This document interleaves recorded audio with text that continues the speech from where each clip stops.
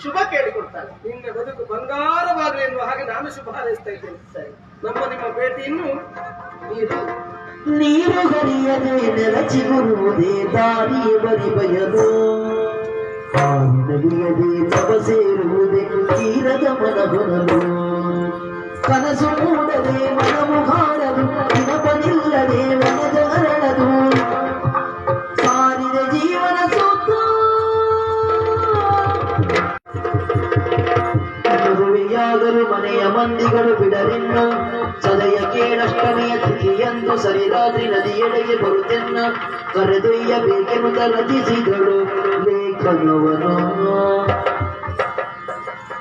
ಕನಸು ಮೂಡದೆ ಮನವು ನಾಡಲು ದಿನಪ ನಿಲ್ಲದೆ ವನ ಜನರಳದು ಸಾರಿದೆ ಜೀವನ ಸೂತ್ರ ಇದೇ ಇದೆ ಶುಭ ನಕ್ಷತ್ರ ಕತ್ತಲಿನ ದಾರಿಯಲ್ಲೇ ಶುಭಲಕ್ಷ್ಮಿ ಭಕ್ತನೆಯ ಹೆಜ್ಜೆಯಲ್ಲಿ ಶುಭಲಕ್ಷ್ಮಿ ಭಕ್ತನೆಯ ಹೆಜ್ಜೆಯಲ್ಲಿ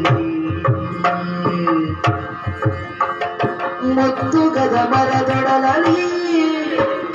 ಮುತ್ತುಗದ ಮರದೊಡಲಲಿ ಭಕ್ತ